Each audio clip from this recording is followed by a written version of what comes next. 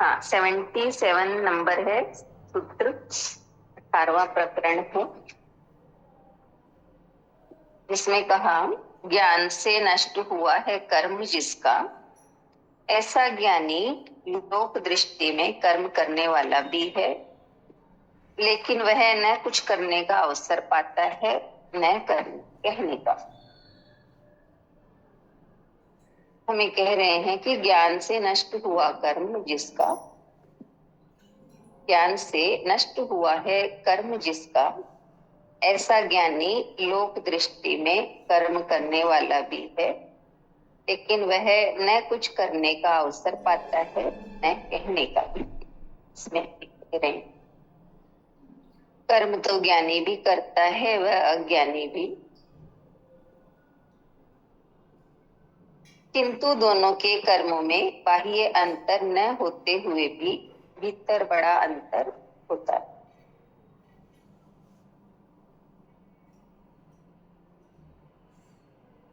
ज्ञानी के कर्म स्वभाव से होते हैं, लोक हित के लिए होते हैं, आवश्यक एवं नैमित्तिक कर्म होते हैं। वह कर्म को ईश्वर इच्छा समझकर करता है, उनके पीछे कोई वासना फल आकांक्षा अहंकार नहीं होते, जबकि अज्ञानी के कर्मों के पीछे फल प्राप्ति की इच्छा होती है, अहंकार होता है। अज्ञानी यदि लोकहित कर्म भी करता है तो उसके पीछे सम्मान प्राप्ति, यश प्राप्ति, स्वर्ग प्राप्ति की इच्छा रहती है। अज्ञानी ऐसे कर्मों का अवसर ढूंढता रहता है कि कहीं उसे सेवा करने को मिल जाए तो उसके लिए स्वर्ग के द्वार खुल जाएं। उसको लोकहित सेवा, समाज सेवा, दान पुण्य धर्म आदि में दूसरों की चिंता नहीं।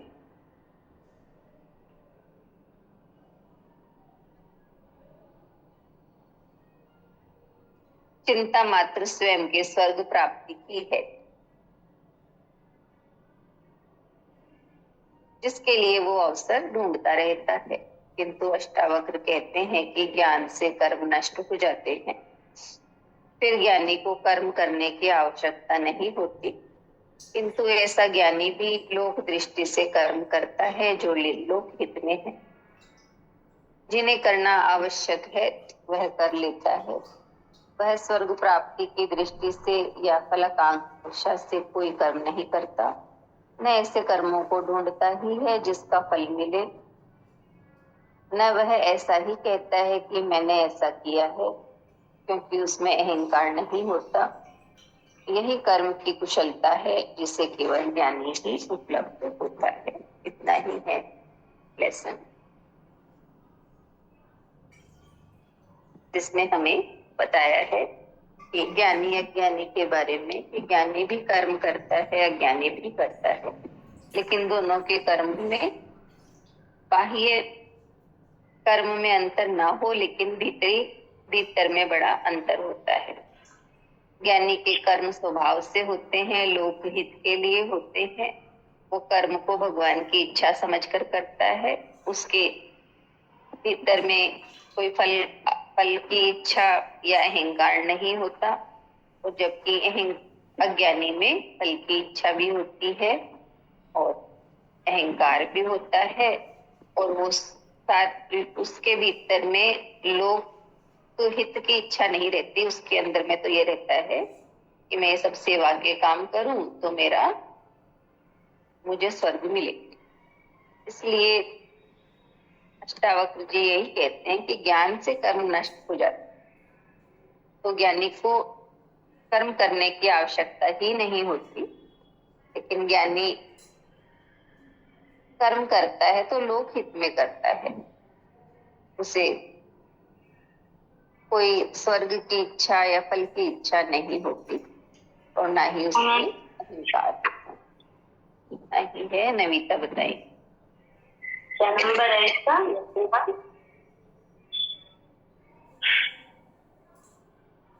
लेसन का नंबर क्या है?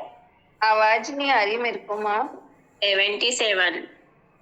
हाँ 77 है।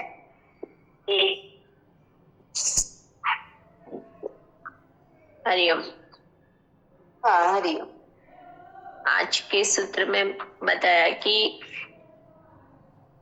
कर्म तो दोनों ही करते हैं, चाहे वो ज्ञानी हो चाहे वो अज्ञानी हो, लेकिन कहा कि बाहर से ठीक है उन कर्मों में कोई अंतर नहीं होता है, लेकिन भीतर से बहुत बड़ा अंतर होता है कि ज्ञानी जो भी कर्म करता है वो स्वभाव से करता है और लोक के हित के लिए होते हैं उसके कर्म, और जो मतलब आवश्यक होते हैं वही कर्म करता है।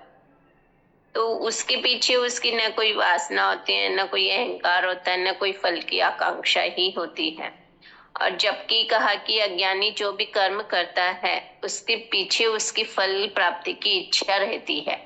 यानी यदि वो लोक हित में भी कोई कार्य कर रहा है तो उसको मान सम्मान स्वर्ग की प्राप्ति इस तरह से उसकी इच्छा रहती है, उस चीज को ध्यान में रख के करता है वो।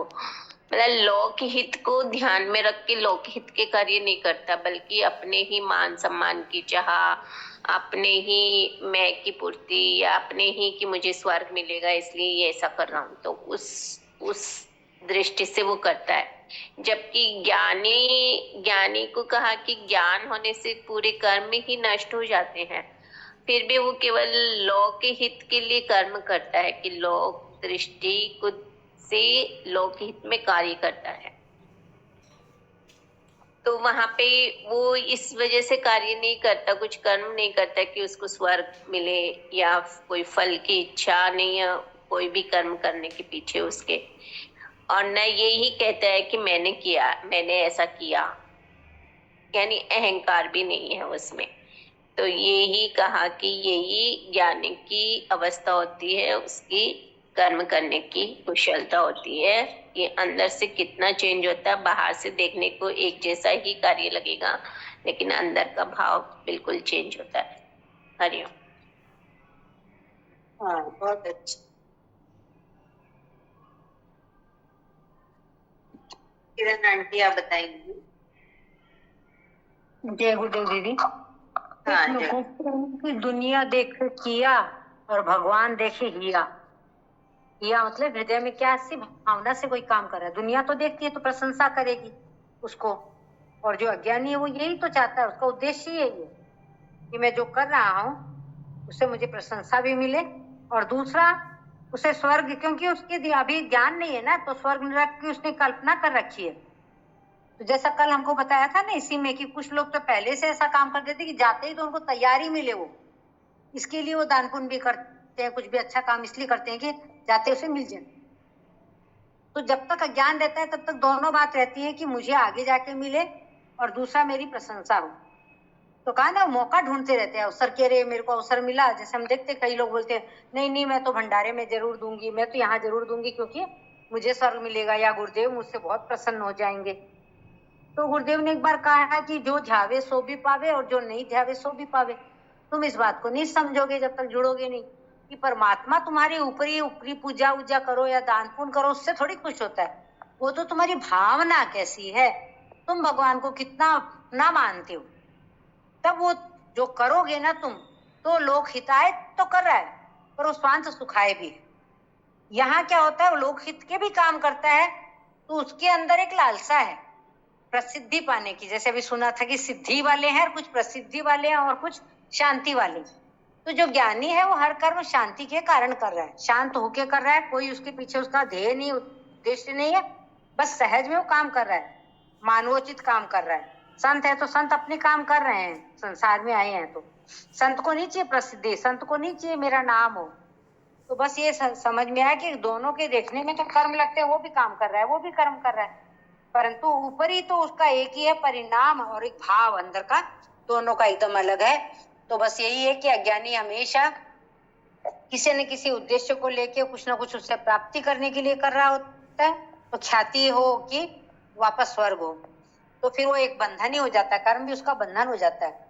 और जो ज्ञानी कर रहा है उसका हर कर्म पूजा बन जाती है, क्योंकि यहाँ कोई भी अपेक्षा उपेक्षा कुछ भी नहीं है। और उत्क्रांति का भी यही था कि हर आदमी चाहता है धीरे धीरे मुझे, जैसे वो ना डार्विन का सिद्धांत कि आगे विकास हो मेरा, तो सकारात्मक विश्वास हर आदमी चाहता है कि मैं आगे बढ़ूं, मतलब पद प्रतिष्ठा इसमें। तो ज्ञानी नहीं चाहता, ज्ञानी तो वहां पहुंच गया जहां उसे पहुंचना है, और जो अज्ञानी होता है वो चाहता है कि मैं वहां तक पहुंचूं, मेरी एक प्रतिष्ठा वहां तक हो जाए। तो बस यही है कि दोनों के कर्म एक जैसे दिखते हुए भी दोनों में यही फर्क है। जय गुरुदेव दीदी। हाँ,